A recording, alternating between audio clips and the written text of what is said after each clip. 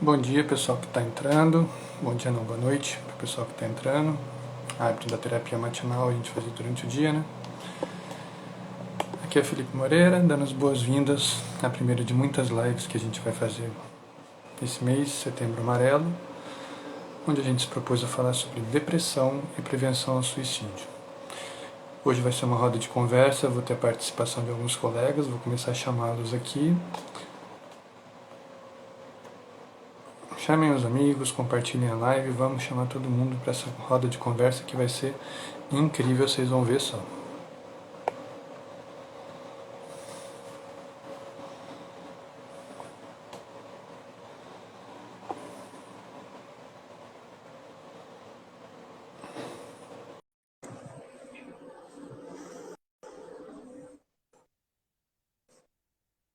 Esperando o pessoal chegar.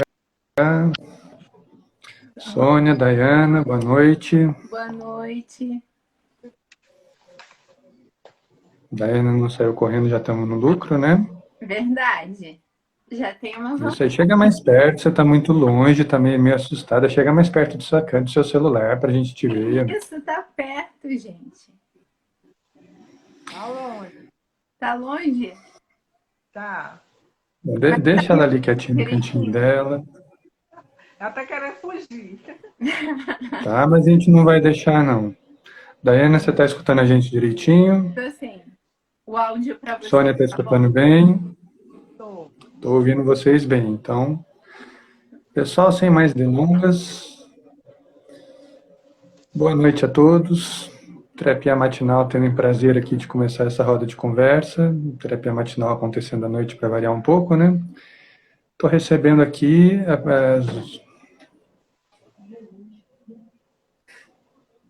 as duas primeiras de 4 psicólogos incríveis que vão aparecer aqui com a gente. Estou começando aqui com a Sônia e a Dayana, duas psicólogas fantásticas. Muita experiência, muita bagagem. A Sônia e eu, a gente tinha uma live marcada para a semana passada, mas infelizmente o Instagram não quis colaborar. Foi melhor que a gente transformou uma live numa roda de conversa.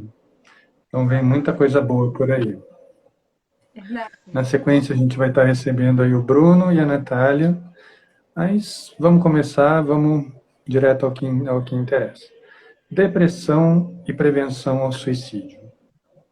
Todo mundo tem alguma experiência com um desses dois fatores, eu tenho certeza, seja na parte da clínica, para você que é psicólogo, para você que é terapeuta, seja no dia a dia, no contexto familiar, nos amigos, né? A gente que lida com pessoas, a gente interage com todo tipo de gente, todo tipo de situação.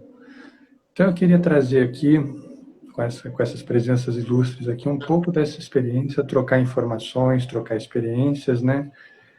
Daquilo que a gente já pegou no consultório, trazer para as pessoas que estão assistindo essa live um pouco de conhecimento, que afinal a gente está num país que já não fala muito de saúde mental, então sempre que a gente pode, a gente tem que trazer um pouco de informação, um pouco de conhecimento para essa turma aí. Então, vou apresentar aqui para vocês a Sônia. Por favor, fique à vontade. Então, meu nome é Sônia, sou psicóloga clínica comportamental, né? Atendo aqui em Ipatinga, Minas Gerais. Fala um Melhorou? pouquinho mais alto, Sônia, não estou te ouvindo meio baixinho. Ah, então peraí. Atendo em Ipatinga, Minas Gerais. Melhorou? Melhorou. Melhorou. Ah, ótimo. Então, comportamental, né? A minha abordagem é, atendo criança, adolescente, adulto, com a área mais voltada para mulheres, né? É, mais voltada para depressão, ansiedade, autoestima, né? Que é o meu nicho. E estou aqui em Minas, né? No Vale do Aço, né? E atendendo aqui. E agora com parceria aí, né, com vocês, com essa turma maravilhosa que eu encontrei, né? E a gente está fazendo uma parceria bacana. E estamos aqui de braços abertos para estar ajudando, conversando com vocês, né? E estar orientando, e pode chamar a gente, né, Felipe? No direct, estar conversando e estar perguntando. e a gente está aqui para orientar, né? Nesse mês agora, né? Setembro Amarelo, que nós vamos falar um pouquinho sobre a origem, né? Na live anterior que nós fizemos, terminou ainda há pouco, nós falamos um pouquinho sobre o Setembro Amarelo, fizemos uma pergunta, né? E muita gente assim tentando responder, e tem muita gente que não sabe o que é o Setembro Amarelo. Então, nós vamos falar um pouquinho sobre a origem do Setembro Amarelo, né? E sobre o suicídio, depressão e a prevenção do suicídio. Eu vou confessar para você que eu mesmo não tenho muita certeza de como começou o Setembro Amarelo. Eu já dei umas pesquisadas aí, mas eu escutei várias versões dessa história. Você quer contar para a gente um pouco da... Vamos deixar a Daiane apresentar? Sim. Vamos lá, Daiane, sua vez. Fala um pouquinho de você aqui para a gente. Então, eu sou a Daiana, boa noite, gente. Eu sou do Rio de Janeiro. Eu também sou da comportamental. Eu trabalho com crianças, adolescentes e adultos. E eu já venho com público de depressão, ansiedade há um tempo, né?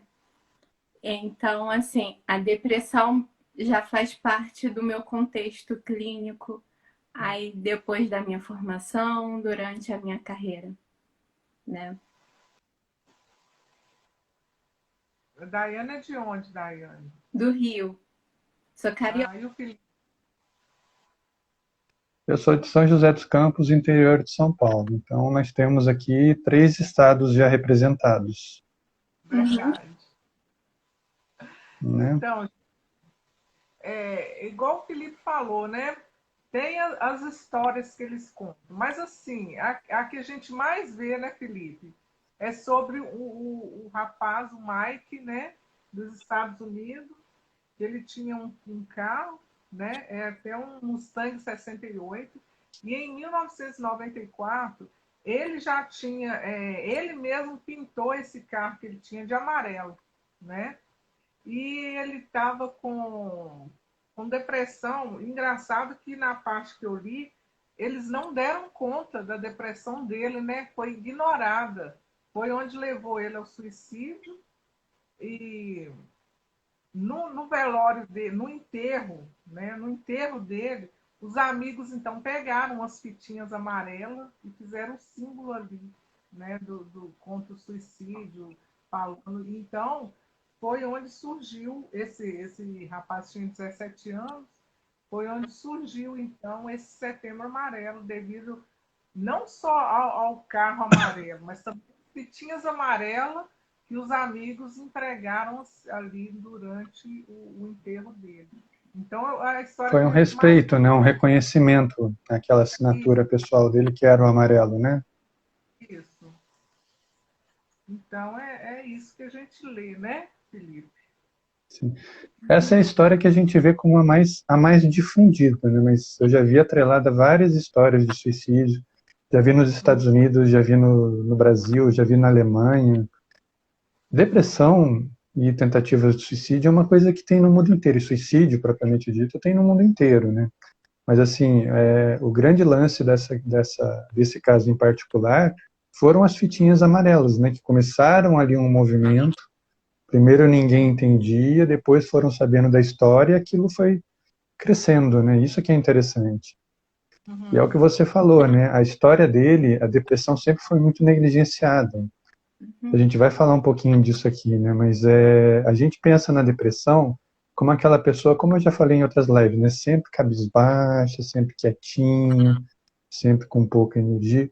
Quando a depressão, na verdade, ela é um estado de humor. A pessoa pode estar completamente hiperativa, ela pode estar completamente eufórica, mas está num quadro depressivo. Parece contraditório. E é aí que muita gente erra no diagnóstico, e é aí que muitas vezes você vai medicar uma coisa, medica outra, e a pessoa você acaba dando a força para ela para cometer o suicídio, né? Muitas vezes é a falta de ouvir, a falta do entendimento do que você está ouvindo. Né? Felipe, como eu falei, as pessoas elas se envergonham às vezes, né? De procurar ajuda, de mencionar que está com problema. E elas mascaram isso, né? E tá Uhum. ouvindo? Tô assim. É que eu pus o fone para ver se melhora. Tá Cortou um muito barulho aqui pouquinho fora para do mim. prédio. Mas estou te ouvindo sim. Tá ouvindo, Daiane? Cortou um pouquinho para mim. Voltou. Então, as pessoas se envergonham, né? Elas mascaram, né? Por isso que muita gente, quando chega a procurar ajuda, é porque já está num grau mais elevado essa depressão, né? Sim. Então, as pessoas Talvez têm até que... por isso haja essa confusão, né? De que associar a depressão àquele quadro já de hipo-humor, né? De hipoenergia. Uhum. E engraçado que um dos motivos mais comuns de suicídio é a depressão, né, Felipe? É lógico que tem muitos outros casos de suicídio, né? Mas o mais comum diagnosticado é a depressão, que leva ao suicídio, né? Sim. Você já teve alguma experiência mais próxima referente tanto à clínica, a essa questão da depressão junto com a história do suicídio ou uma tentativa?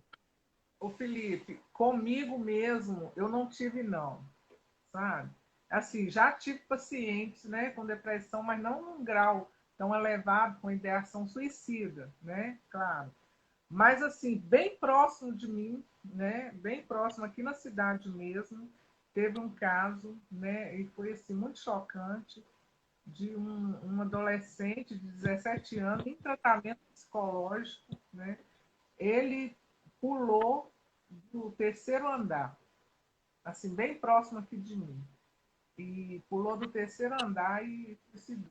Então, é um caso assim, que a gente acha que acontece só longe da gente, mas não. O suicídio está acontecendo perto da gente. É uma coisa que não é muito divulgada, né, Felipe? As pessoas não divulgam muito. Você consegue saber quando você está bem próximo, mas não é muito divulgado. Então a gente Ô, Sônia, acha eu que vou vai. te interromper um minutinho, porque vieram duas perguntas aqui que se somam e está exatamente no que você está falando. Vou Uhum, deixar para você responder essa, tá? O William uhum, perguntou: somente uma pessoa que tem a depressão comete suicídio? A gente até falou, mas eu não, queria que você voltasse um pouco nessa questão. E a Araceli está é, perguntando para os três: quando o familiar ignora os sintomas, qual é a hora de procurar ajuda? então, respondendo o William aí, não é só a depressão que leva ao suicídio, né? Existe muito outros, outros episódios na vida, né? Que pode levar a pessoa que para cometer suicídio, ela não precisa estar em depressão, né, William? Ela pode ter outras coisas, outros problemas, né? Eu já vi gente que cometeu suicídio por causa de problemas financeiros, pessoas que cometem suicídio por causa de problemas de relacionamento, e necessariamente essas pessoas não estão em depressão, né? É Perda uma de coisa que emprego também, né? isso, né? Um Então, gatilho aí que na pandemia tá demais, né? Uhum. necessariamente, né? Então, só que tem uma coisa assim, tem aquelas pessoas suicidas que elas agem naquele impulso, naquele ato assim de desespero, né? É um ato de desespero. E tem aquelas Ela não está pessoas. mais aguentando, ela vai e ela comete o suicídio. É Só que isso? tem aquelas pessoas que vão alimentando, aí sim pode entrar numa depressão, né? Porque a pessoa vai alimentando aquele problema, não procura ajuda e aquele problema vai crescendo. Aí sim a pessoa pode entrar num quadro depressivo e levar ao suicídio. E a outra pergunta, qual que é? Quando a família ignora os sintomas, qual é a hora de pedir ajuda e como que a pessoa pode pedir ajuda? Então, nós falamos isso também na live anterior. É, o problema da depressão é muito comum a gente ver, né? É falta de serviço, é falta de Deus, é falta do que fazer. Então a gente vê muito isso, família ignorando. Fraqueza de espírito. Exatamente. Então, A gente tem que procurar conscientizar a família. É por isso que a gente está fazendo live, né, Felipe? Para a gente estar conscientizando as pessoas que isso não é brincadeira, isso é coisa séria, não existe aquilo. Quem muito fala não faz, não é verdade. A pessoa que fala que vai suicidar, ela chega a cometer o suicídio, sim. A gente não deve ignorar. Então, a gente tem que conscientizar. Porque a pessoa mesmo, é difícil a pessoa procurar. Geralmente, é alguém que tem que incentivar, é alguém que tem que estar levando, ou um familiar, ou um amigo, uma pessoa mais chegada, né?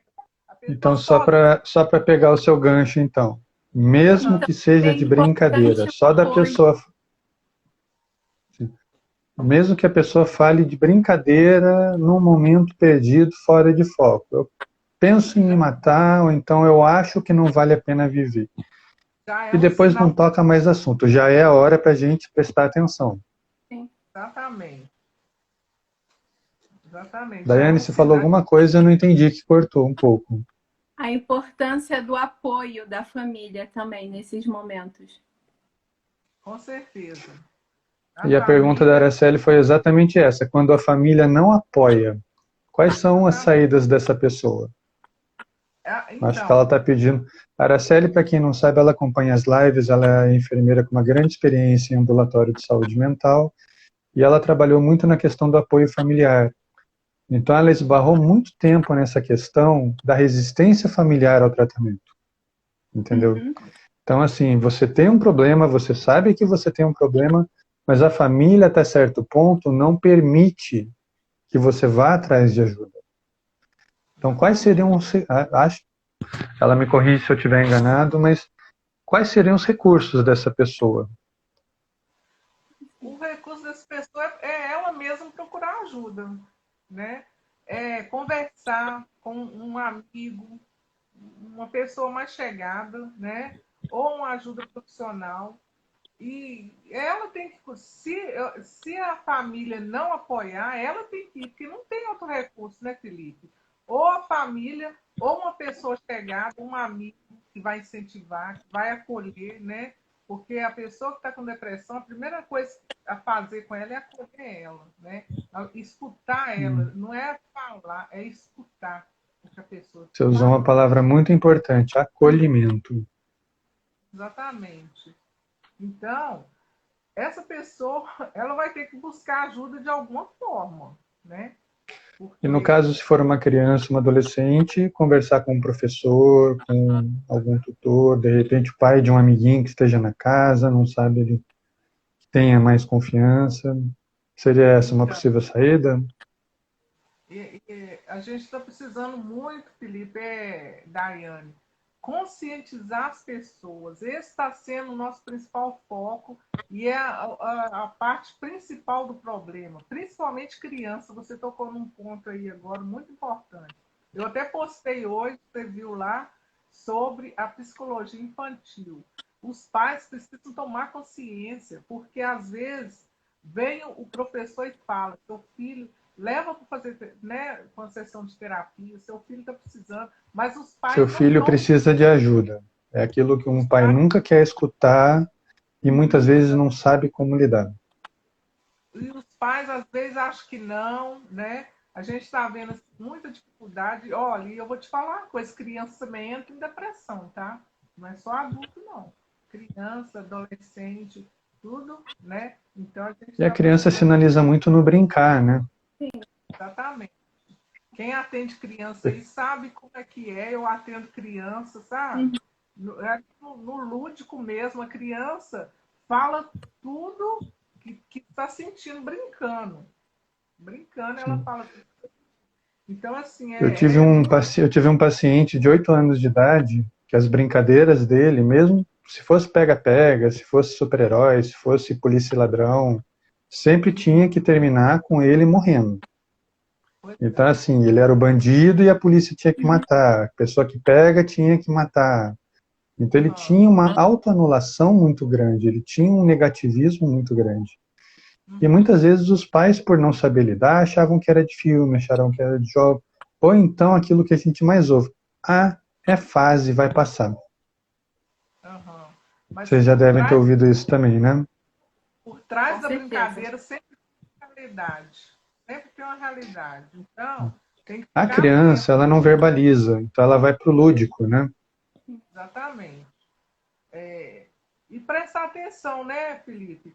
Se a criança mudar de comportamento, se a criança fica mais triste, se a criança não quer alimentar, tem que ter alguma coisa por trás disso. Então é sempre bom estar atento, né, aos sintomas. Daiane quer falar, Daiane? Tem uma Daiane está criando pergunta aqui. coragem. Tô. Não é pergunta, não. Minha mãe está muito depressiva. Disse que queria pular a janela do prédio a semana passada. Não sabemos como fazer. Então, nesse momento, o melhor caso é realmente procurar ajuda para sua mãe, né? Como a gente informou aqui, realmente uma ajuda de um profissional, ouvir a sua mãe. Então, nesse caso, ela já deu o indício aí do que ela realmente pensa, né? Exatamente. E O primeiro assim, passo, eu acho que já é ficar por perto e ouvir o que ela tem a dizer, né? É aquilo que a quando gente chega, falou, a pessoa deu a ideia, já levanta a bandeirinha. Né? Tem Sim, algo acontecendo, vamos escutar essa pessoa. já tem alguma coisa aí, ela já verbalizou.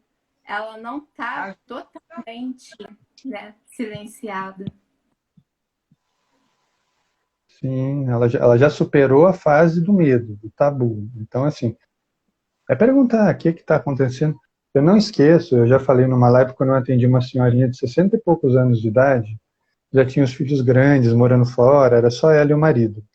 Ela chegou para essa terapia toda arrumada, toda séria. Aí eu perguntei para ela, boa tarde, como vai a senhora? Ela olhou para minha cara com um olho desse tamanho, começou a chorar. Primeira coisa que eu pensei, o que que eu fiz? Aí depois, sem brincadeira, uns 10 minutos chorando, ela olhou para mim e falou, você acredita que eu não sei qual foi a última vez que me perguntaram isso? Como eu estou me sentindo? Então, às vezes, é o que basta. É você dar para a pessoa o respaldo de que ela está sendo ouvida. Ela tem esse espaço de comunicação. Então, eu acho que essa mãe que falou isso, mesmo que ela tenha falado de brincadeira, para chocar, para chamar atenção, ela levantou a bandeirinha de eu preciso me comunicar. Então, eu começaria por aí, estar por perto, ouvir o que ela tem a dizer, o que está acontecendo, entender a realidade dela. Ninguém fala isso de brincadeira, não sei que tem um humor muito negro, mas é um caso à parte, né? Mas ninguém fala isso sem querer dizer alguma coisa. é, a pessoa, o suicídio, ele sempre dá sinal, né? Só que a gente tem que ficar atento, né? Ele, não vale a pena viver. Ah, eu não queria mais estar nessa vida. Ah, que eu não consigo viver. Ah, que essa vida é muito ruim.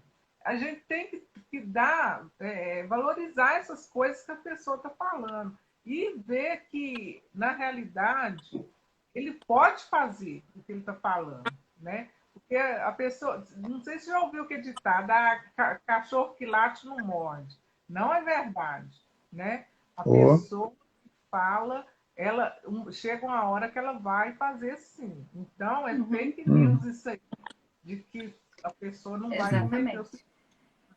A Araceli falou uma coisa muito importante aqui nesse sentido. A idealização suicida é a sinalização de uma depressão num estado avançado.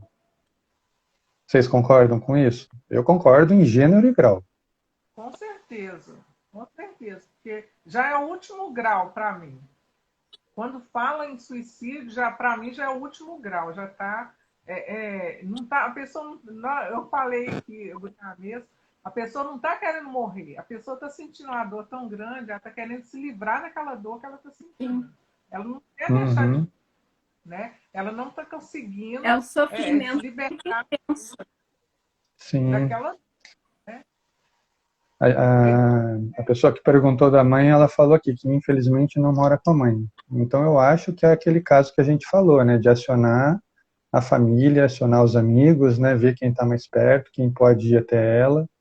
Mas assim, não pode deixar sozinho nessa hora, porque tudo pode acontecer. Não Ela pode pode. ter esse pensamento, tomar um banho, deitar e dormir, como ela pode ter esse pensamento, tomar um banho e pular da janela, a gente não sabe. É, Então, assim, se a pessoa falou, mesmo que seja de brincadeira, vai até lá, conversa com ela, entendeu? Vê o que está acontecendo. Às vezes a pessoa está sinalizando a própria falta da família. Muitas dessas pessoas vivem sozinhas muito tempo. Então, não sabem muitas vezes lidar com o fato de estar sozinho. Mesmo que Então, não, é mais um alerta aí. até a mãe pode ligar, mandar uma mensagem, algo que esteja ali dentro do que seja possível para ela. é, é, Uhum. eu vejo um estágio antes do suicídio, é a automutilação. Quando a pessoa começa a se mutilar. A pessoa ali já está dando um sinal que ela não está Ela já conseguindo está lidar, ensaiando, né? né? Ela não está conseguindo lidar com a dor, então ela começa a se automutilar. Então, o próximo estágio, eu acredito, não sei vocês, eu acredito que o próximo estágio, depois da automutilação, seria o suicídio. A Gi falando aqui, falar que a frescura também é muito comum da gente ter por família, por amigos, né? É, Quem me acompanha nas minhas lives sabe, eu já falei várias vezes, eu não escondo de ninguém. Eu tive depressão. Então, isso era uma das coisas que eu mais escutava. Entendeu? É frescura, é fraqueza, arruma um trabalho que passa, sai de casa que passa. Não é fácil, não é por aí. E quando você fala isso, você está falando para o lado mais fraco da pessoa que já sabe de tudo isso e não consegue. Então, o que, que ela está ouvindo enquanto você fala isso? Nossa, então eu sou uma pessoa fraca mesmo. Ou seja, você está falando num sentido de repente, querer encorajar, mas você está causando um efeito contrário. Você está derrubando ainda mais essa pessoa. uhum. Então, um alerta que eu faço para a família, para amigos que vêm com essa postura, não falem esse tipo de coisa para uma pessoa com depressão, porque é a mesma coisa que você empurrar ela do precipício, entendeu? Então, assim, É, tem que ouvir, tem que saber ouvir. Ah, já escutei 50 vezes a mesma história. Escuta 51, escuta 52. Só dessa pessoa buscar alguém para falar, já tá bom, já é o que ela precisa, né? o Felipe. E nunca comparar uma pessoa com a outra, Sim. porque não são iguais, né? Uma Sim, é outra pessoa tem coisa bem complicada. né? Ficar comparando, porque fulano passou por isso e conseguiu sair de boa, né? E conseguiu se dar bem, e não teve depressão. Esse problema seu, isso é muito fácil de resolver, eu já tive. Então, nunca comparar, né? Uma pessoa com a outra, o Sim. problema de uma pessoa com a outra, a doença de uma pessoa com a outra, né? E Sônia, eu vou te interromper só um minutinho. Nosso tempo está correndo e a gente tem que fazer o rodízio que a gente se propôs. Tem mais dois psicólogos para fazerem parte aqui. Pela nossa proposta, a primeira a sair seria a Daiane, não é isso? Isso, Por eu. mais que ela tenha falado pra caramba, participou pra caramba, né? Porque ainda estou começando. Exatamente. A Daiane está enfrentando uma timidez danada para estar aqui, tiro o chapéu para ela. Quando eu falei, vamos fazer uma live. Ai, nunca fiz uma live, sou muito tímida. Eu topo. Nossa, eu gritei de alegria. Falei, nossa, Foi. legal. É isso aí. Tem que dar Mas já cara a tapa mesmo, tem que conseguiu fazer ousar, tem que arriscar. e já é um avanço, né? Já superei. Exatamente. Exatamente. Então, vamos continuar. Daiane, então, eu quero que você termine de se apresentar, fala um pouquinho das suas redes sociais para o pessoal que quiser te seguir. Pessoal, só deixando claro que, assim, como nós estamos em três, a janelinha de mensagem está muito pequena. Se a gente pular alguma pergunta, depois a gente volta, vocês mandem para o direct da gente, que a gente vai ter um prazer enorme em responder e tirar todas as dúvidas de vocês. Tá?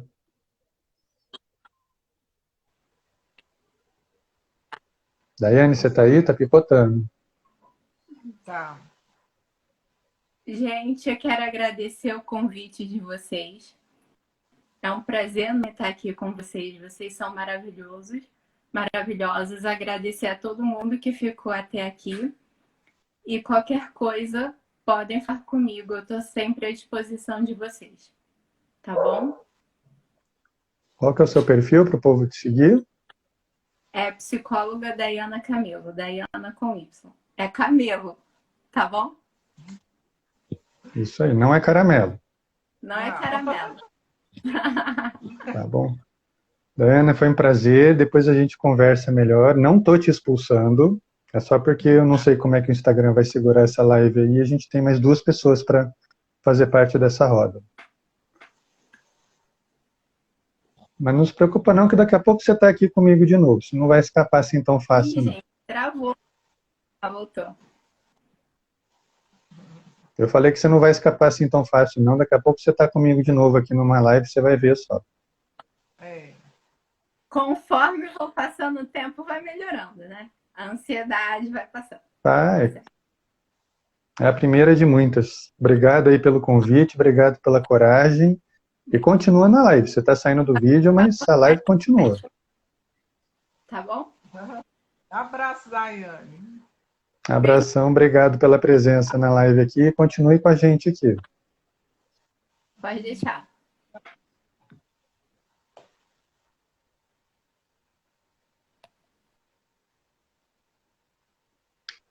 Infelizmente o Instagram não nos permite ainda uma live múltipla, né? Então a gente tem um pouquinho de trabalho para achar todo mundo. Estou adicionando aqui nosso próximo convidado, Bruno. Esperar ele entrar. Boa noite. Oi. Bruno, bem-vindo ao lar, bem-vindo à casa mais uma vez. Quanto tempo, Bruno?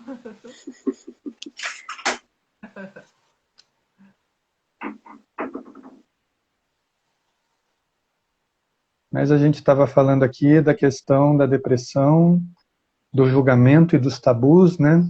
Dessas pessoas que ainda falam que é frescura, que desvalorizam, né? E o quanto isso faz mal para a pessoa, né? Bom, Sim, Bruno acabou de com chegar, certeza. faz de conta que ninguém conhece ele. Bruno, fala um pouquinho de você, fala um pouquinho do seu trabalho.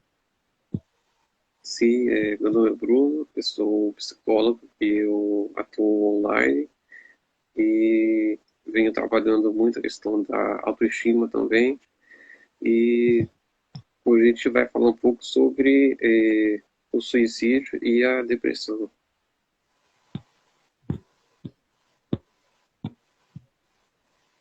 Você tinha dado a ideia da gente conversar um pouco sobre a questão dos tabus envolvendo a depressão e o suicídio, né? Eu achei bem interessante essa ideia. Que é um pouco do que a gente estava falando, né? Da dificuldade de muitas famílias de aceitar, muitas vezes na própria família, né? Que tem uma pessoa que tem uma doença grave, tem uma depressão, uma pessoa que já tenha ou se matado ou tentado se matar, né? São coisas que ninguém gosta de falar, né? Sim, com certeza. A gente tem um mito, por exemplo, quando uma pessoa ela demonstra sinais de melhora, é porque ela já está fora de perigo.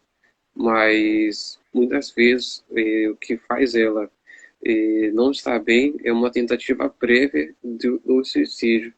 Então essa tentativa prévia ela pode ser mal sucedida e a pessoa ainda assim ela tenta fazer algumas coisas do que ela planejou do comportamento suicida e muitas vezes acaba cometendo suicídio também. Eu acho que é que nem na própria doença, né? A gente, muitas vezes, não sei vocês, eu tenho alguma experiência com trabalhar com doentes terminais e apoio familiar, né?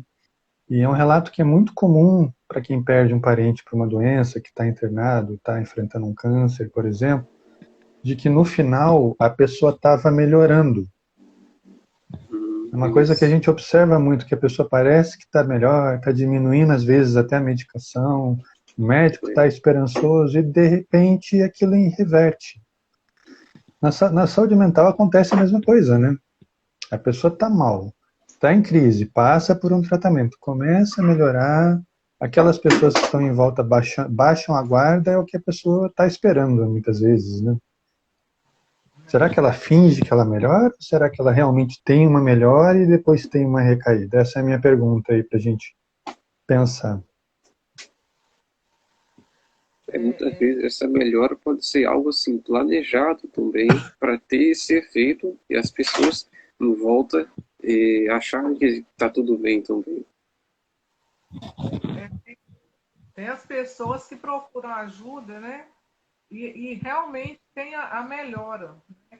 Só que a pessoa mesmo se dá alta, né? Eu já tive paciente assim, a pessoa mesmo, já estou bom, já para o tratamento, e a pessoa, eu acredito que volta novamente tudo.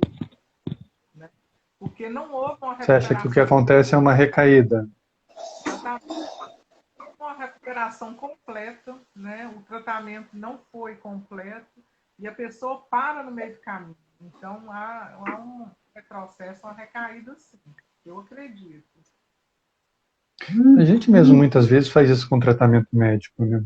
Você começa a fazer um tratamento para uma dor, para um problema de saúde que você está, você começa a melhorar, qual é a primeira coisa que a gente passa? Ah, estou melhor, vou parar com o remédio. A gente muitas vezes, sem perceber, faz isso, né? Esquece de tomar o remédio. E é muito válido a gente falar, a pessoa tem que procurar um profissional para dar um diagnóstico correto, né, Felipe e Bruno? Porque tem muita gente que confunde tristeza com depressão, né? A gente sabe que é uma coisa, depressão é outra. E tem muita gente também que vai para o Google, né? Vai para o Google, vai digitar lá o que está sentindo, pega um diagnóstico todo errado, não procura uma ajuda profissional, né?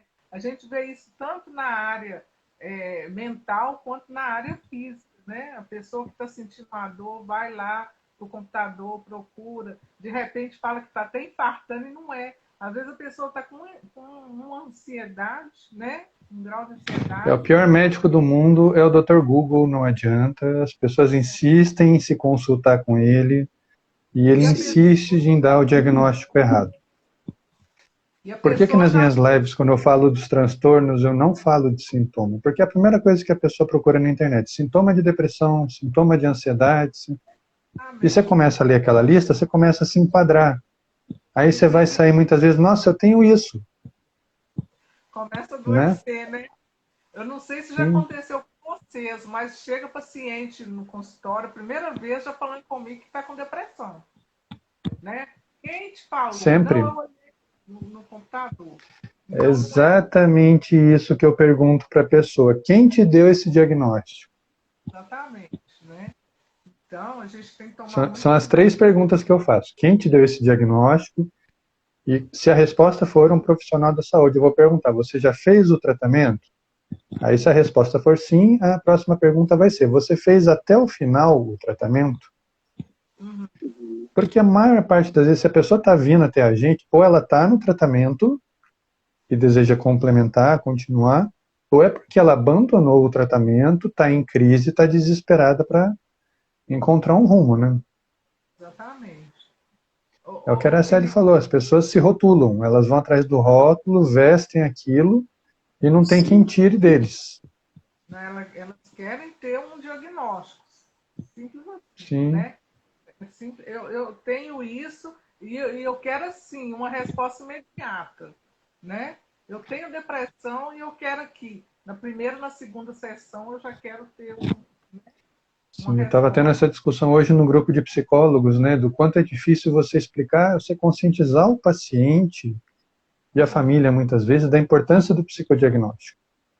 Que eles acham que é igual médico, né, apalpa aqui, aperta ali, você tem isso. Ah, vai chegar no consultório e vai fazer um testezinho. Porque, infelizmente, os filmes ensinam assim, a mídia ensina assim. Vai chegar lá, vai fazer um testezinho, ah, você tem esse problema aqui. Num trabalho que eu falo, eu começo na primeira sessão. O que é que eu trouxe a pessoa e se ela está buscando um processo diagnóstico, a gente vai entrar no psicodiagnóstico. Como é que funciona? São X sessões, a gente usa materiais, a gente usa testes psicológicos validados pelo nosso conselho. Toda aquela missa que a gente já está careca de explicar para a pessoa. A maior parte desiste aí. Porque eles querem o rótulo. Se eles veem que aquilo não vai vir com facilidade, eles desistem. E eu vou ser sincero para vocês, eu acho triste isso, que a pessoa não queira se dar essa chance.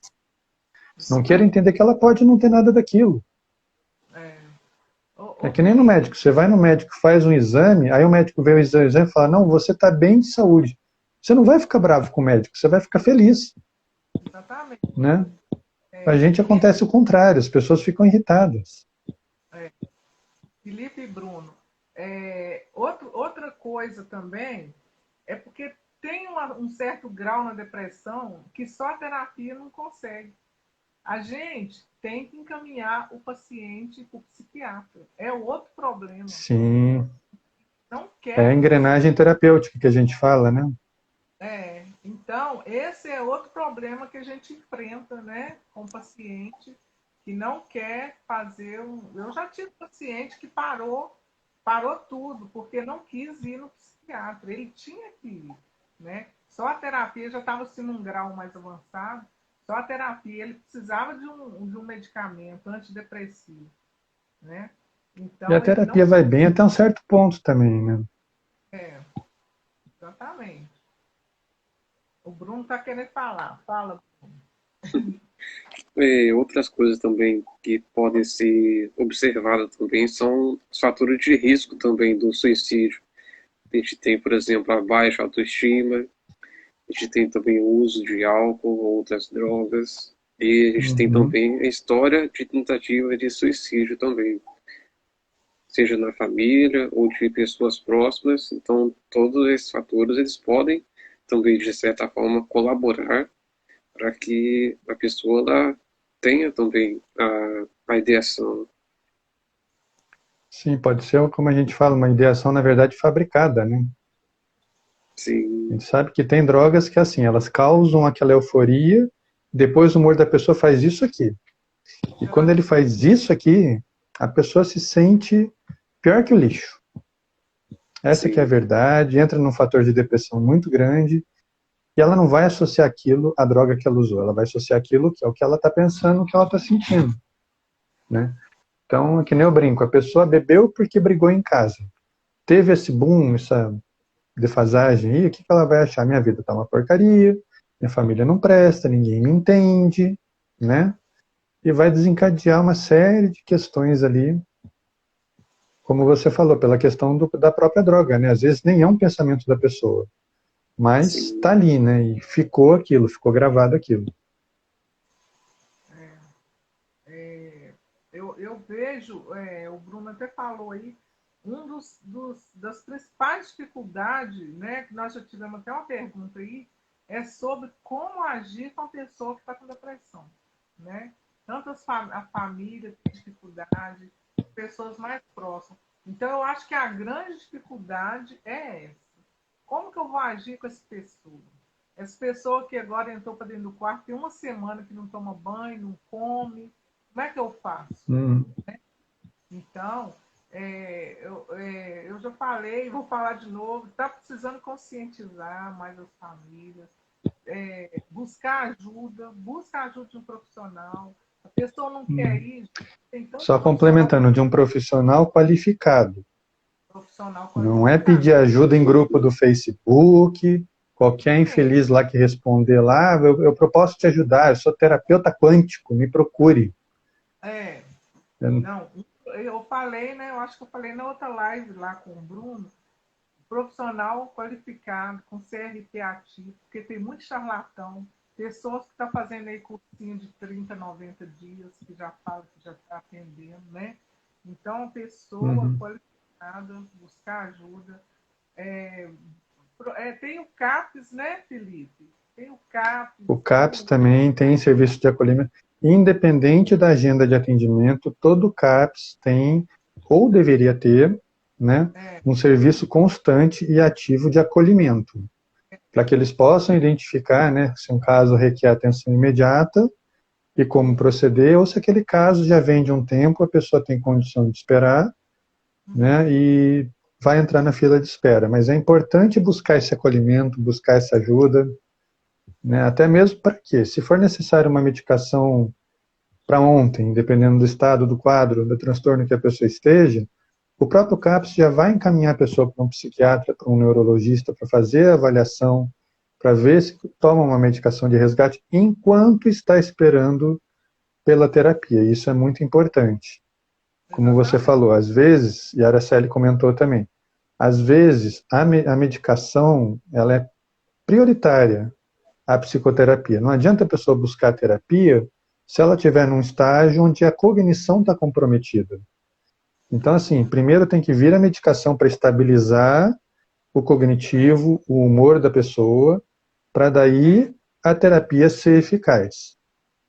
A Araceli lembrou muito bem, CVV também é uma ótima ajuda e é gratuito. Para quem não lembra, o telefone do CVV 188, se não mudou, se mudou alguém me corrija, por favor. 188, 24 horas, sempre tem um voluntário ali, qualificado, preparado para te ouvir. Sim, e nem todos são psicólogos, mas sempre tem um psicólogo, um psiquiatra ali de plantão, quando é necessário, você vai ser ouvido, você vai ser acolhido. E Sônia, minha vez de me despedir de você, não estou te expulsando, mas a gente tem uma colega aí querendo entrar, já mandou aqui para mim 3 solicitações para fazer parte aqui. Natália aqui está aguardando. E só para fechar, você falou da questão do acolhimento. Quando você, pegando o gancho da sua postagem de hoje na depressão na infância, o que você sugere, o que você orienta para uma família que tem essa dificuldade de aceitar a criança com um problema desses? A pessoa deveria se informar mais, conversar mais, procurar um profissional, né, qualificado da saúde e pedir informação, saber como que funciona, o que ocorre, como que pode fazer, o que pode causar. Então, procure um profissional qualificado e converse, tire as dúvidas, porque muitas vezes não procura por causa de dúvida, né? Não tem conhecimento, tem a dúvida. Então, procure esclarecimento com pessoas qualificadas e idôneas e vamos resolver, né?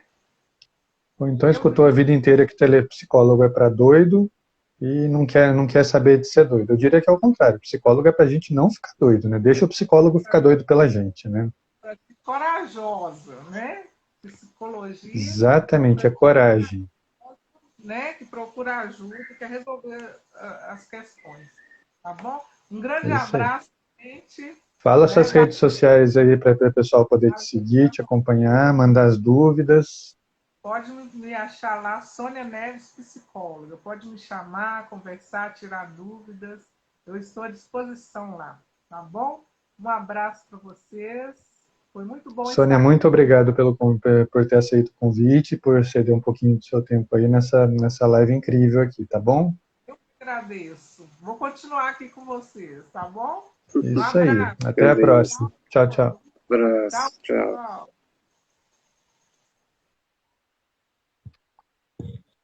Fica a sugestão para o Instagram, né? Liberar lives com mais pessoas. Enquanto isso, a gente tem um pouquinho de trabalho aqui, né? Recebendo aqui a nossa última convidada de hoje, última, porém não menos importante, psicóloga Natália, cadê você? Ai, que susto! Chegou! Ai, Felipe, boa noite. Boa noite, Tudo Natália. jóia? Por que susto? Ai, porque eu não tava esperando que eu ia entrar agora aqui. Aí apareceu do nada aqui no meu fone que eu tinha entrado. Eita. Boa noite. Como que vocês estão? Eu tava acompanhando aqui a live. Vou me apresentar. Meu nome é Natália, sou psicóloga clínica, né? Atendo presencial na cidade de Guaíra, interior de São Paulo. E atendo também online, Brasil e exterior. Atendo crianças, adolescentes, adultos e idosos. Me formei em dezembro de 2019, então sou recém-formada aí por enquanto. Tenho um grupo de autoestima com o Bruno. Tenho um grupo de autoestima com o Bruno, de mulheres, né? E também faço palestras. Legal. Bruno, não perguntei para você também. Você é de onde mesmo? Sou de Vitória, Espírito Santo. Então, vamos lá. Nós temos, então, uma mineira, 2 paulistas, um capixaba, não? Como Isso, é que é o pessoal capixaba. do capixaba? Isso. Capixaba e, E nossa, uma me falhou agora, carioca. uma carioca. Uma carioca. Então, nós temos Isso. 4 estados representados aqui, hein? Então, a psicologia aí está rompendo barreiras. Como a Natália, eu também está tendo um grupo aí de brasileiros morando fora, tendo gente da Espanha, do Japão, Portugal e mais recentemente dos Estados Unidos, em português, graças a Deus, porque por mais que eu saiba inglês, não sou tão bom. Mas assim, isso mostra o quanto as pessoas, mesmo estando fora, elas não deixam de buscar ajuda. Isso é muito importante, que elas não parem, né, de se cuidar. Então, agora que estão vocês aí, que são a segunda leva aqui dessa roda de conversa, eu vou fazer a pergunta que eu fiz para a primeira leva. Vocês já tiveram alguma experiência, ou na clínica, ou que queiram alguma coisa referente ao lado pessoal, que queiram comentar, envolvendo a depressão e o suicídio? Sim, na clínica eu já obtive, né, alguns pacientes com quadro depressivo. E eu percebo assim, Felipe, que não são todos os casos, né, que a gente consegue trabalhar apenas com a terapia. Mesmo que a terapia que eu trabalho é a cognitivo, né, comportamental, é bem eficaz. Só que mesmo assim a Meu gente Deus, eu sou precisa minoria nesse time. encaminhar, né, aí o paciente para um psiquiatra. Só que eu vejo assim que a pessoa tem muito receio, né, medo ali. Então precisa enfrentar, né, esse medo, esse receio, né? Por quê? De não ir ao psiquiatra, né? Com medo de talvez tomar um medicamento, mas seja um medicamento assim que vai estar ajudando, né? A lidar com essas questões, porque nem sempre só a terapia é eficaz. Nem sempre só a terapia resolve e às vezes a terapia não é o começo, né? Às vezes a Isso situação da mesmo. pessoa já está num quadro aí de uma gravidade ali, o que eu falo de média para grave, né? E primeiro você tem que estabilizar aquela pessoa, para que daí a terapia faça sentido, porque até então é que nem eu falo, é que nem você tentar conversar com um bêbado e esperar que ele seja lógico. Não vai acontecer, né? Sim. Por que eu faço essa comparação? A pessoa que está no estado grave, ela só escuta o problema, ela só escuta o transtorno, ela não escuta outra coisa. Então, muitas vezes, ela tem consciência, que nem a gente estava falando da coisa do julgamento, da comparação, ela tem consciência de que ela tem um problema. Mas você, muitas vezes, dizer para ela, você que eu falo num termo geral, não estou falando você, Natália, ou você, Bruno, mas você dizer para a pessoa, você precisa procurar ajuda, vai ressoar, né, dentro dela a seguinte frase, eu falo por experiência própria. Eu sei, mas eu não consigo. E se você não consegue mudar a fala de como oferecer ajuda para essa pessoa, o que mais vai se repetir na mente dela é eu não consigo. Eu não consigo. E isso vai fazer com que a autoestima vai diminuindo, vai diminuindo, vai diminuindo, até que a pessoa se anula. Por que a depressão a pessoa não sai de casa, não sai do quarto, não come, não escova dente, não lava a cara quando ela que acorda? Porque ela perde o interesse nas coisas mais elementares, porque afinal está tudo ruim, afinal ela não vai sair de casa mesmo. Então, para que eu vou arrumar minha cama se daqui a pouco eu vou voltar para ela? Para que eu vou trocar de roupa se eu não vou sair de casa? As pequenas coisas do dia a dia perdem o valor para essa pessoa. Então, muitas vezes a gente se concentra numa mudança grande, quando as pequenas mudanças são as importantes, para que a pessoa vá tendo pequenas impressões de vitória. Tijolinho por tijolinho, passo a passo, momento a momento, né? E cada coisinha ela vai falar, nossa, eu consegui fazer isso. O que eu posso fazer agora? Faz outra coisa, eu consegui fazer isso. O que tem agora? Passinho a passinho, até que ela consiga dar os grandes passos. Eu vejo muito, não creio que seja o caso de vocês, porque eu acompanho o trabalho de vocês, mas eu digo até que um erro de muito profissional é se juntar ao julgamento. Ou por inexperiência, ou muitas vezes porque é formado há pouco tempo. Novamente, não é o caso de vocês, porque eu acompanho muito o trabalho de vocês, vocês são incríveis, e não é bajulação. Mas muitas vezes a pessoa não tem experiência com esse tipo de caso. É por isso que eu perguntei se vocês já tiveram esse contato, porque é um contato pesado para quem está saindo de uma faculdade, para quem está começando na clínica, né? E saber por onde começar. Por isso é importante até Natália, tá tudo bem? Tá, meu celular caiu aqui, mas tá tudo bem. Ah, tá. Então, assim, muitas vezes o profissional, por inexperiência, não sabe nem por onde começar a oferecer essa ajuda para a pessoa. E é o que você falou, é entender que às vezes orientar, encaminhar para um outro profissional é a melhor coisa. Se você sente que você não sabe o que você está fazendo, você ficar com esse paciente é um erro. Você está fazendo mal para ele, entendeu? E é uma maturidade que vem com o tempo, não tem jeito, entendeu? Não é que o psicólogo tem que ser super-herói de bater no peito e falar eu consigo, mas ele tem que ter humildade de reconhecer que às vezes um caso está além dele, que ele não vai dar conta daquilo, entendeu? Eu tive uma paciente, a gente conversou muito antes de eu pegar um caso, uma colega psicóloga que me passou um caso e a gente conversou muito antes de eu aceitar esse caso, porque eu estava achando que era a inexperiência dela, depois eu entendi a posição dela. Era uma mulher de meia idade que estava com crise depressiva e ela tinha todo um histórico de abuso. Depois eu vim a entender que essa minha amiga psicóloga também tinha um histórico de abuso no passado dela. Então ela percebeu o quê? Que ela não ia conseguir atender essa paciente porque ela não se sentia à vontade em lidar com as próprias questões. Ela tinha medo de que as questões dela aparecessem na clínica e ela fizesse mal para essa paciente. Então, às vezes, é o que eu falei, é você entender que aquilo está além de você. Todo caso que chega até mim, a primeira coisa que me pergunta, eu estou preparado para isso? Beleza, se eu Sim, estiver preparado para isso, eu vou lá. Se eu não estiver preparado, eu vou encaminhar. Atendo criança? Atendo, mas eu prefiro passar para alguém que tenha mais experiência com crianças. Entendeu? Porque eu tenho uma linha que é muito confortável para mim lidar com adolescente até idoso. Criança, por mais que eu consiga dar um atendimento, eu não vou ser tão bom quanto alguém com mais experiência. Então eu prefiro passar a bola. E eu acho que isso é um respeito ao paciente. Depressão, suicídio, mesma coisa. Entendeu? Às vezes a gente tem uma bagagem e fica naquela, será que eu pego? Será que eu não pego? Será que eu vou saber ajudar essa pessoa? Né? Bruno, você não respondeu. Então, eu não tive essa experiência diretamente, mas eu tive alguns colegas que tiveram isso e viram a dificuldade mesmo que o trabalho exigia e também da união também do psicólogo com o psiquiatra também para conseguir que o atendimento ele seja efetivo também para essa pessoa que está precisando. Mas você não chegou ainda a atender um caso assim. Não, não, ainda não. Você chega lá, não se preocupa não, daqui a pouco vai aparecer alguém no seu consultório. Espero eu que não tente se matar na sua frente.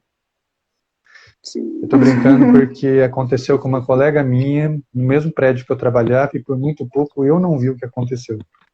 Ela atendeu uma pessoa e nossa, ela atendia na sala depois de mim. Então eu passei por ela, conversei com ela, eu vi a paciente dela na sala de espera, desci.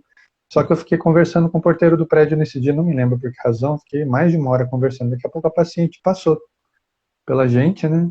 Aí que eu me dei conta, nossa, a gente está conversando há mais de uma hora, eu preciso ir. De repente eu escutei uma comoção danada do lado de fora do prédio. Quando eu fui sair, vi essa paciente tinha sido atropelada. Aí conversando com as pessoas que estavam em volta, uma delas me falou, nossa, essa mulher ela saiu correndo do prédio, gritou e pulou na frente do ônibus.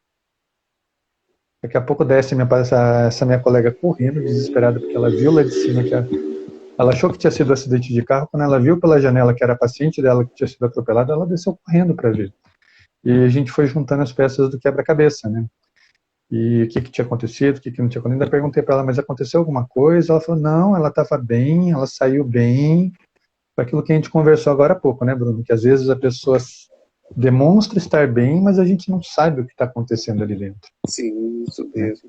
Ela saiu bem, ela Bastante. juntou as peças que ela precisava, ela reuniu a força que ela precisava, que a gente só não esperava que ela fizesse isso ali, né? E, nossa, eu fiquei um tempão com essa minha colega conversando, porque ela saiu se achando a pior psicóloga do mundo, né? Como que eu não vi, como que eu não prestei... Mas, gente, nada te prepara para isso. Você pode atender 10 suicidas na sua carreira. Vão ser 10 histórias totalmente diferentes, são 10 tentativas totalmente diferentes, às vezes umas mais pesadas que a outra, né? E assim, É o que eu falei, preparo. Se você sente que não está à vontade, se você sente... William, eu tento, viu? Infelizmente, eu falo que às vezes eu não sei se eu tenho sorte ou se é uma maldição que esses casos aconteçam comigo, mas graças a Deus serviram para trazer muita segurança para a clínica aqui. O William está falando aqui que eu tenho muitas experiências que podem somar, porque assim, eu conto muito caos, às vezes eu falo até um pouquinho demais. Né? Desculpem aí se eu atropelo. Mas eu vou falar um pouquinho, perguntei para vocês, minha vez de responder. A minha primeira experiência com depressão e suicídio foi do primeiro para o segundo ano da faculdade, me lembro disso até hoje. Que vencemos o primeiro ano da faculdade, né, aquela sensação de vitória, fomos para as férias. Quando voltamos, na PUC, a gente passa primeiro pela secretaria para assinar lá começo do semestre, né, saber pegar sua carga horária, todas essas questões. Tinha um bilhete enorme no quadro de avisos de uma aluna do primeiro ano que não voltaria a estudar. Era uma carta da família agradecendo a atenção dos colegas, agradecendo ali uma série de questões, mas que infelizmente a filha deles havia cometido suicídio durante as férias. Entendeu? E não era uma pessoa da minha turma, mas assim, as turmas eram muito integradas, então a gente conversou muito sobre essa questão. Nossa, mas essa pessoa não parecia que estava com problema, estava sempre alegre, participava das atividades, levantava a moral de todo mundo, né? E inesperadamente foi aquela que saiu para as férias e não voltou. E aquilo gerou o ano inteiro um peso muito grande, porque todo mundo lembrava de alguma história dela envolvendo o primeiro ano. Então, assim, ela ficou muito presente, aquilo foi muito marcante para a gente, que nem eu brinco, levantou a bandeirinha do, opa, às vezes a pessoa fala uma coisa e a gente não presta atenção naquela hora. Só que se a pessoa está falando, aquilo para ela tem um peso. Aquela historinha do iceberg, né? Você vê a pontinha, fala. Te interrompendo, né? Você contando isso. Por favor, me interrompa. Eu lembrei de uma história, né? É muito triste, de quando eu estudava também, né? Uma amiga de sala, ela não aparentava assim internada, né? Assim, toda alegre, conversava com todo mundo, com os professores. E ela era mais velha, então às vezes assim a gente tinha aula no laboratório, ela gostava de zoar, vocês não vão pro pátio de jaleco, porque não pode, tudo. Então era uma pessoa assim bem brincalhona. E daí, do nada, no terceiro ano isso foi, do nada chegou o meio do ano, que chega as férias. E ela trancou a faculdade e não voltou mais. E quando foi em setembro, ela suicidou. A gente ficou muito triste, né? E a gente fez uma homenagem para ela na nossa sala. Todo mundo foi de blusa preta, sabe? Para homenagear ela, porque ela deixou 2 filhas e as filhas dela era da nossa idade, sabe? De faixa etária assim de 20 e poucos anos. E a gente ficou tipo assim, como assim? Porque ela era totalmente risonha, alegre. Então é essa questão, né? Que muitas das vezes a pessoa aparenta estar assim, mas a gente não sabe, né? Como que a pessoa está ali por dentro. Por mais que a pessoa esteja rindo, não quer dizer que ela realmente esteja rindo. Sim. Tem uma fala, não sei se vocês vão lembrar, do filme do Batman, do primeiro filme do Batman, com Michael Keaton, que é uma fala do Coringa, em que ele fala, né? Vocês podem ver o meu sorriso. Por fora eu tô rindo, mas por dentro eu tô chorando. É exatamente isso, né? Às vezes a pessoa tem um esforço muito grande de manter o sorriso, manter o bom humor, levantar o astral dos outros, quando ela, na verdade, precisa ser levantada e não sabe como pedir ajuda. Então, o jeito dela pedir ajuda é mostrar o que ela é capaz de fazer pelos outros. E aí você tem que ter muita empatia de entender, nossa, mas se essa pessoa está fazendo tanto pelos outros, será que ela tem feito por ela?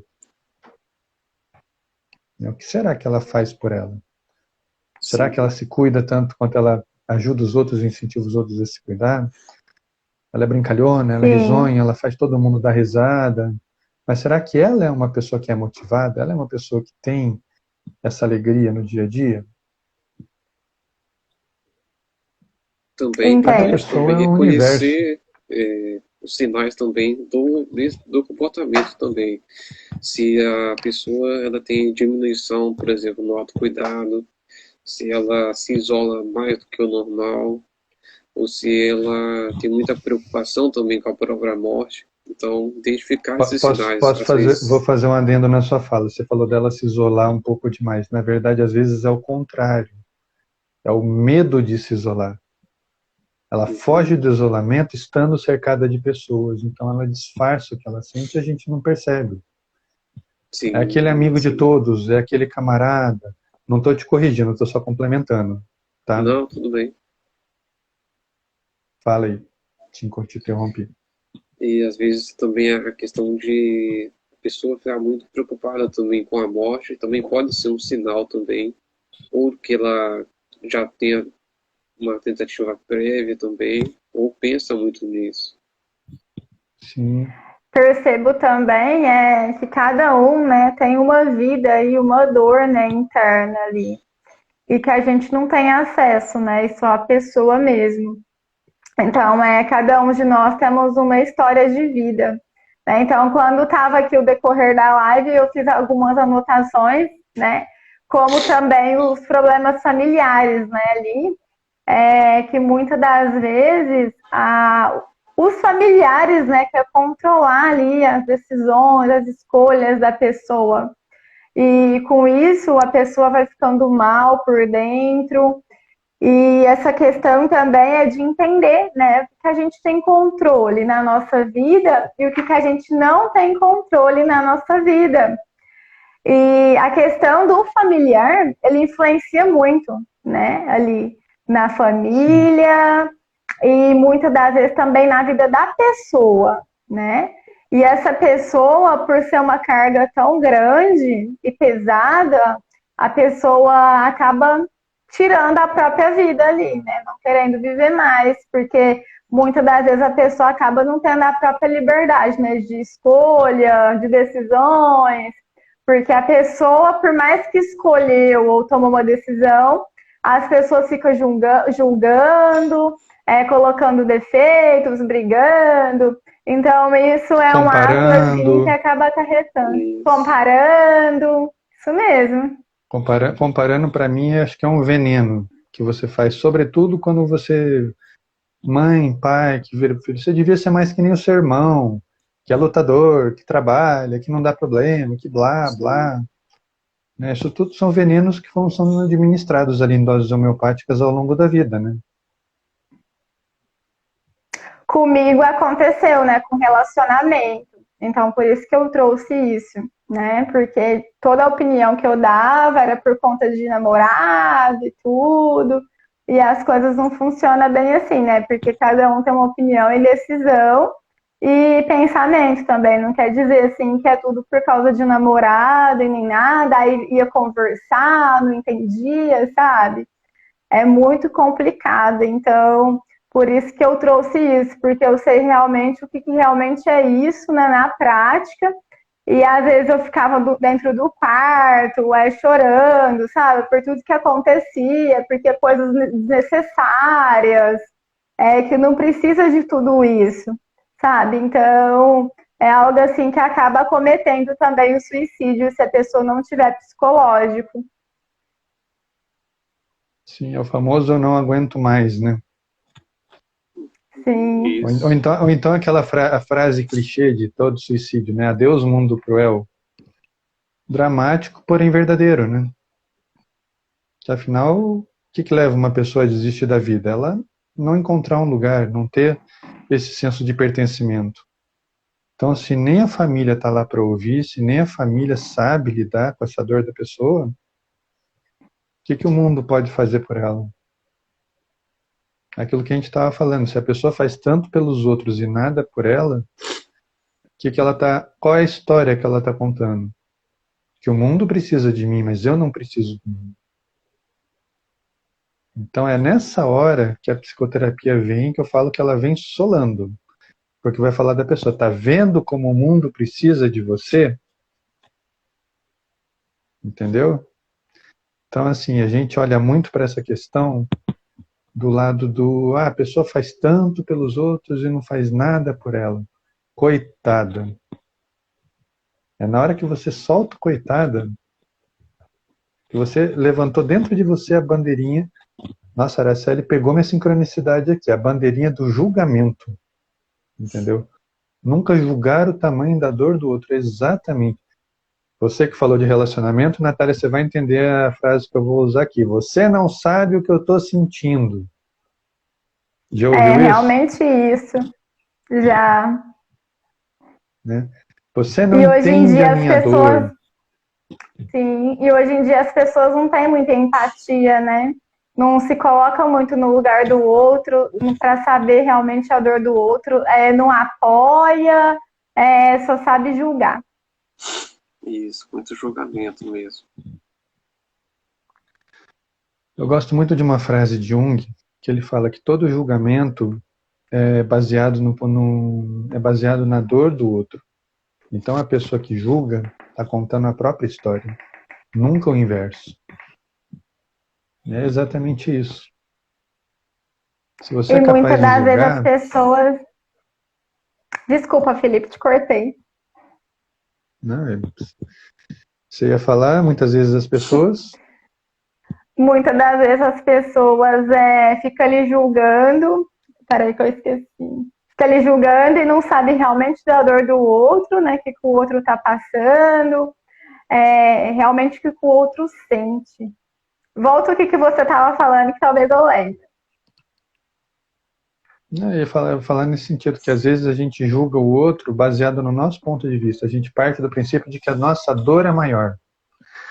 Então, pais fazem muito isso. Eu trabalho duro para dar uma vida para os meus filhos. A única obrigação dos meus filhos é estudar.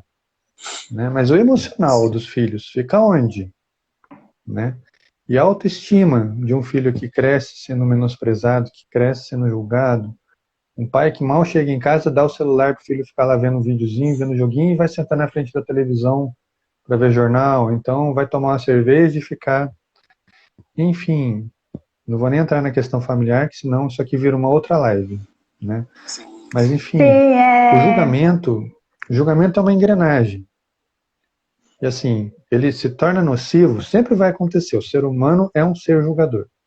Ele se torna nocivo quando o julgamento, seu julgamento, a sua opinião, você parte do princípio de que ela é mais importante do que a minha. A partir daí está errado. Você ia falar, tem. Ô Felipe, eu lembrei o que eu ia falar. Eu ia falar Então, manda assim que bala. muitas das vezes a pessoa, né, ali que está julgando impõe os comportamentos dela no outro. Porque eu na sua idade já fazia isso, porque eu na sua idade já fazia aquilo. A Araceli falou uma coisa interessante aqui. O acolhimento é a melhor forma de entender a dor do outro. Né? É uma pergunta que eu já fiz em outras lives e pouca gente me responde. Eu não pergunto para que ela seja respondida, eu pergunto para que ela seja pensada. Quando você escuta o que uma pessoa te fala, você escuta para entender o que ela está dizendo ou você escuta para responder? No nosso dia a dia, sociedade moderna, 90% das vezes a gente escuta para dar uma resposta, não para entender o que aquela pessoa está dizendo. Então, quando você tenta entender que você não responde de imediato, muitas vezes a própria pessoa fica brava. Você não está prestando atenção em mim, você não liga para o que eu falo, né? Eu estou aqui falando da minha dor, você não está nem aí. A gente já deve ter ouvido muito isso no nosso dia a dia. Não falo só clínica, não, falo vida pessoal mesmo, né? Porque a impaciência está na gente, está no gene. Então, antes de mais nada, é a gente entender o que o outro está sentindo. A pessoa falou uma bobagem. Nossa, por que essa pessoa me falou essa bobagem? O que ela pensou para precisar me dizer isso? E, primeiro de tudo, será que foi uma bobagem? E muitas das vezes a pessoa, né, não consegue entender a opinião do outro e só vê a opinião dela e fica ali julgando. Sim, ela parte do princípio de que ela está certa e o resto está errado.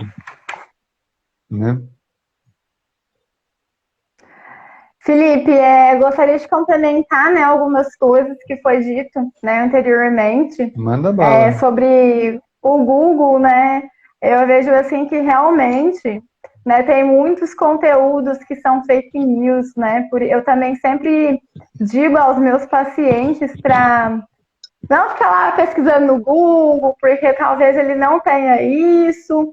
E tem muitos conteúdos que são fake news, né? Então, a importância de não pesquisar, né? E também sobre o CVV, né, que você disse, muitas pessoas, por ser gratuito, a pessoa tem receio também de buscar ajuda, né, no CVV.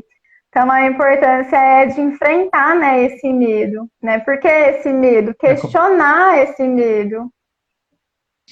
Muitas vezes é um preconceito que a própria mídia, não, as próprias fake news passam de, não são psicólogos, não são mesmo.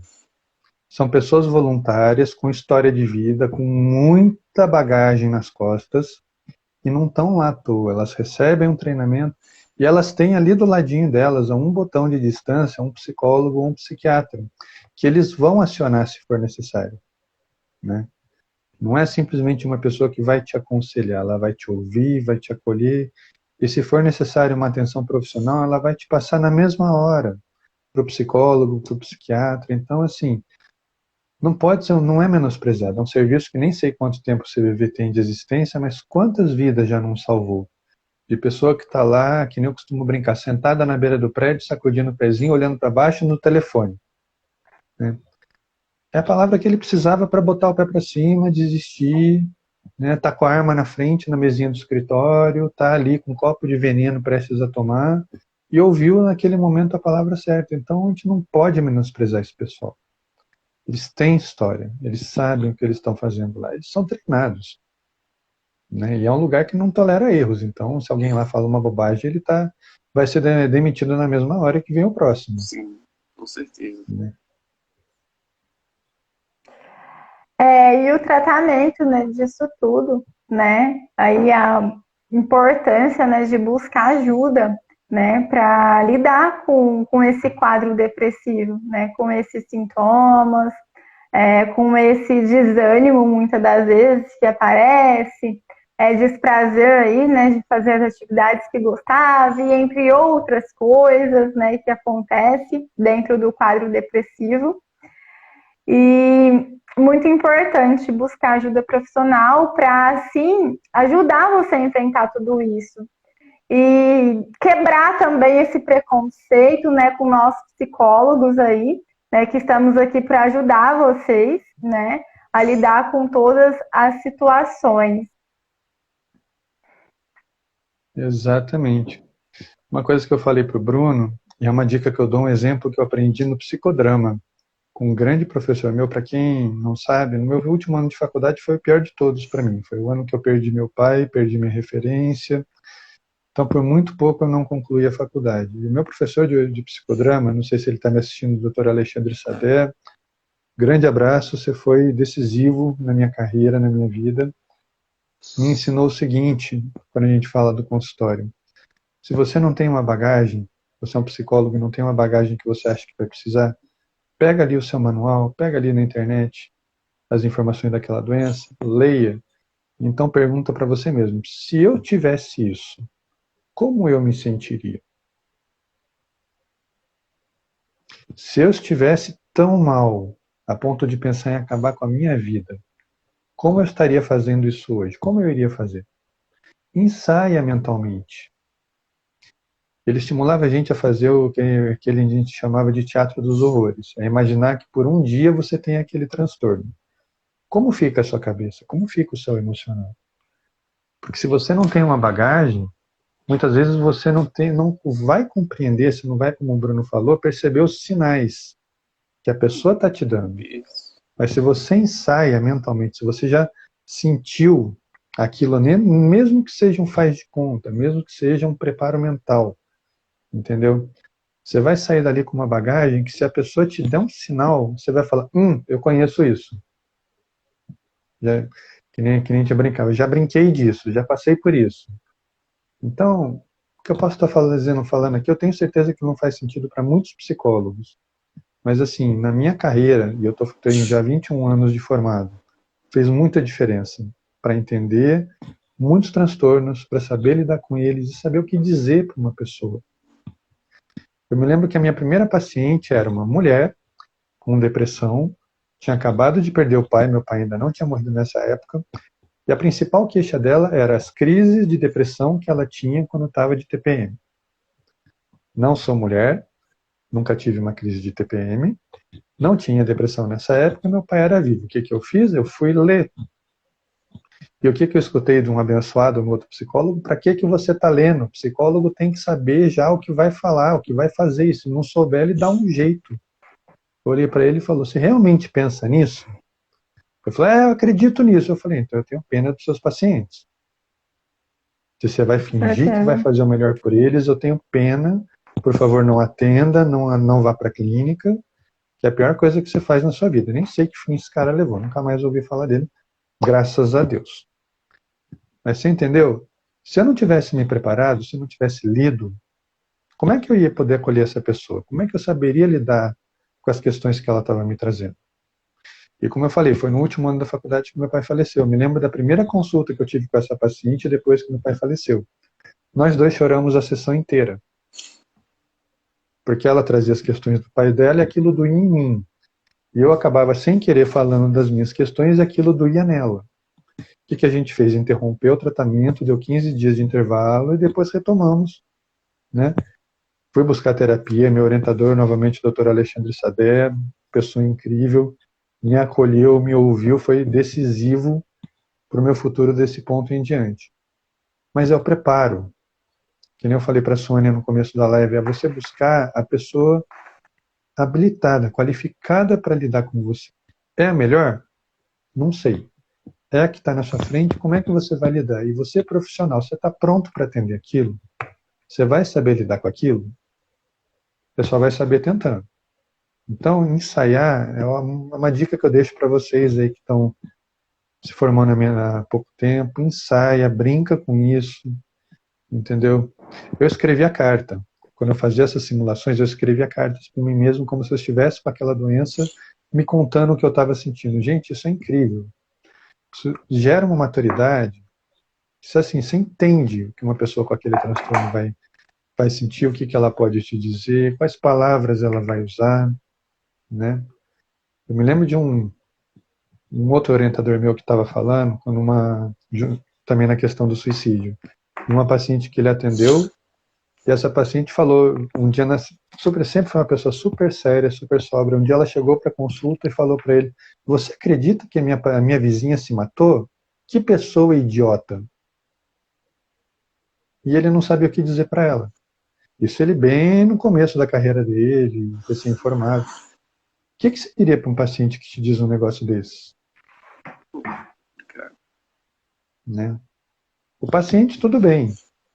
Né? Ele não está preparado para lidar com essa questão. Nossa, que pessoa idiota. Né? A minha atitude principal seria perguntar para ela, por que você acha isso idiota?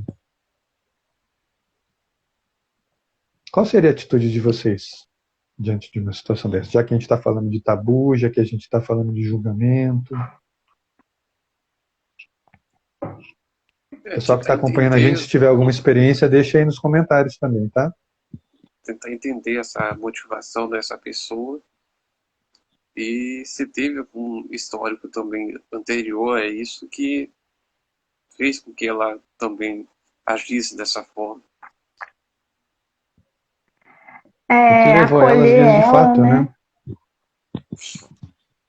Acolher ela, escutar ela, né, ativamente, ali, sem julgamentos, né, e também se colocar, né, no lugar dela, né, saber realmente da dor dela, ali, realmente o que ela passa, né, realmente como que dói, né, isso nela, ali. E também entender, né, como que tudo isso desencadeou aí, né, se teve alguma situação, se foi algum histórico familiar. Novamente, né? Por que você acha isso idiota?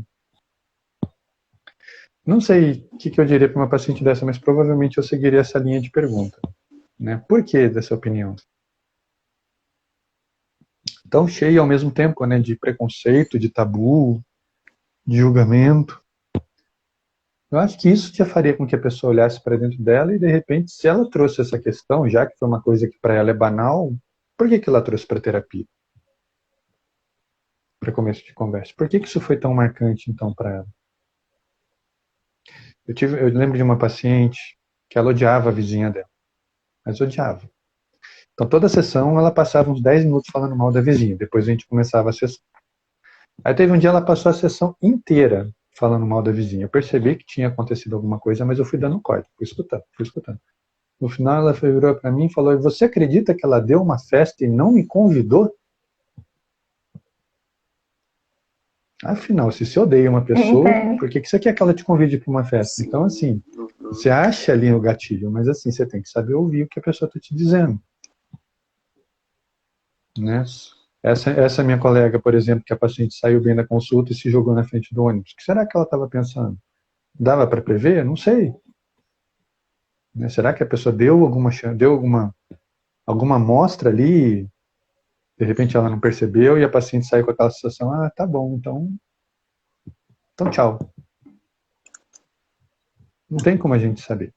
E isso é importante. O psicólogo nunca vai ter todas as respostas. E tá tudo bem com isso. A gente não tem que saber todas as respostas. Eu não tenho problema nenhum. Muitas vezes o paciente me traz uma pergunta, eu falo para ele: olha, não sei te responder, eu vou procurar me informar. E na próxima sessão a gente conversa um pouco sobre essa situação, sobre essa questão. Fim de história. Não matei o assunto, não menosprezei o que a pessoa me trouxe. Ela me trouxe uma oportunidade de reflexão muito legal, né? Mas assim, muitas vezes você tem que pelo menos dizer o quê? Que eu vou deixar claro para a pessoa que você está escutando, acolhendo o que ela fala. Você recebeu aquilo, por mais que naquele momento você não saiba o que dizer, a pessoa vai sair com aquela impressão de: nossa, ela me ouviu. Ela entendeu que eu tenho essa dúvida. Né? Aproveitando o lanche aqui, com certeza. a gente está no finalzinho aqui da nossa live, não sei como é que o Instagram vai se comportar com o horário, mas vocês se viram nesse sentido em alguma sinuca de bico com o paciente?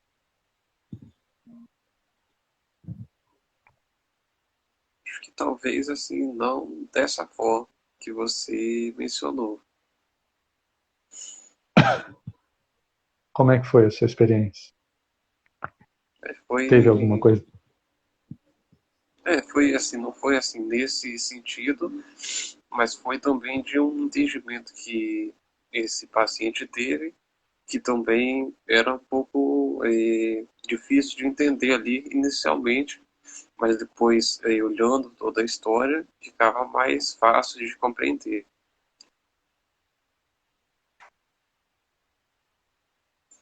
Aquela história, às vezes a gente não percebe na hora, mas não tem problema nenhum você ter o insight depois de trazer também para a terapia. Você, terapeuta, trazer para o psicólogo, trazer para o seu paciente que você teve essa percepção, o que ele acha, né?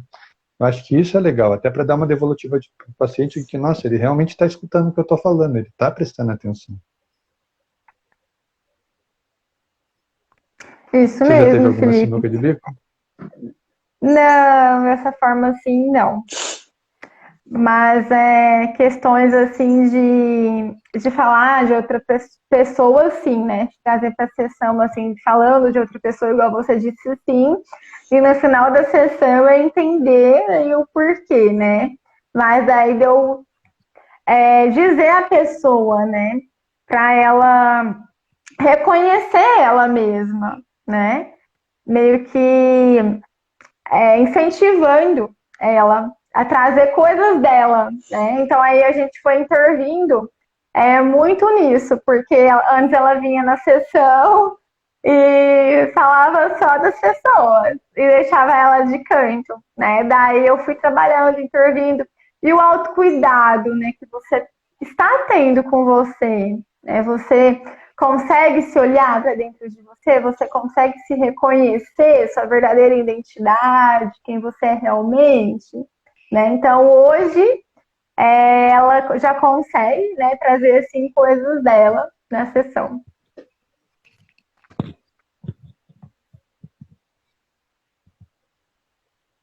Uma vez eu me vi numa situação de beco, quase apanhei do meu orientador, pela atitude que eu tive. Foi muito interessante. Eu tive um insight.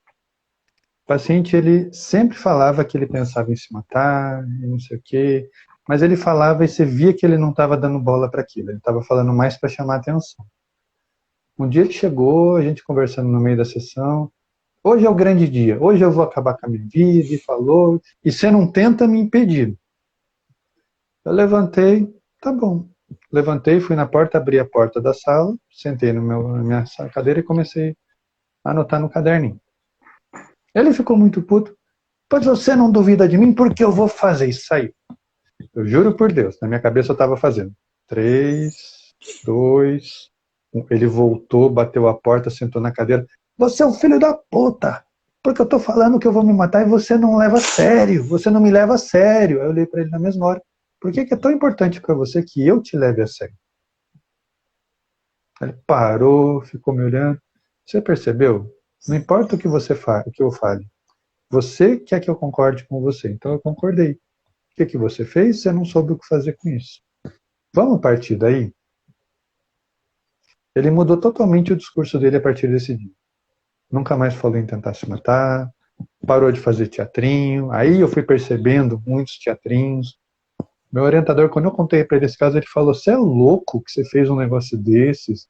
E se ele se mata? Eu falei para ele, olha, eu tive um insight me dizendo que não iria sair dali, não saiu.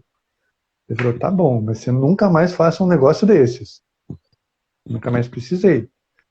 Mas é interessante que às vezes a pessoa vem pra gente com um ultimato no sentido de que ele quer que a gente interfira. Só que assim, ele já estava dando todos os sinais do que estava acontecendo, eu só comprei a briga dele. Eu vou fazer, tá bom. Abri a porta para ele. Ele foi e voltou, você não me leva a sério. Por que eu tenho que te levar a sério? Você se leva a sério? Mudou. A partir daquele ponto eu tinha um outro paciente. Então assim, não estou falando que eu sou foda, não estou falando que eu sou bom, mas às vezes assim, o paciente te dá tantos indicadores do que ele está sentindo, do que ele está passando, você não pode deixar passar. Você tem que estar na sessão, você tem que estar na sessão. Você, o seu paciente, em todos os sinais. Principalmente hoje em dia com atendimento online, a gente se distrai com muita facilidade. Eu boto o celular no Não Perturbe, entendeu? Se eu atender pelo computador, porque eu faço muitas vezes chamada por WhatsApp no computador, eu deixo o celular de lado para não ter distração, fecho todas as janelas. Eu sou integral daquele paciente. E se o paciente olha para um lado, olha para o outro, ele está falando que você está mexendo na caneta, às vezes você pega até o paciente mexendo no celular, né? E agora, se o paciente em algum momento virar e falar, você está escutando o que eu estou falando? Eu falo, tô. Você falou isso, estava falando sobre isso, a pessoa, então tá bom. Porque às vezes a pessoa vai jogando migalhas para você perceber, para ver se você está prestando atenção. De repente ele vem e solta a bomba. Se você deixou as migalhas passar, você perde toda a história. Você perde muito do que aconteceu. Que nem essa paciente minha que odiava a vizinha. Toda sessão ela contava uma história do porquê que ela odiava a vizinha. E era sempre no sentido de ser deixada de lado. De repente a bombar, porque ela não me convidou para uma festa. Eu falei, opa, então tá aí. Como assim, né, Felipe? Não é? Pois é. Gente, 10h35. Acho que a gente já está passando de 1h30 aí de live. A gente pode caminhar para o nosso encerramento aí. Quero agradecer vocês dois pelo convite, pela nossa roda. Deu tudo certo. Nossa Senhora da Santa Conexão hoje colaborou. Todos nós conseguimos conversar. Espero não ter atropelado muito. Eu Bruno, agradeço fala pra gente do seu Felipe. perfil, Natália.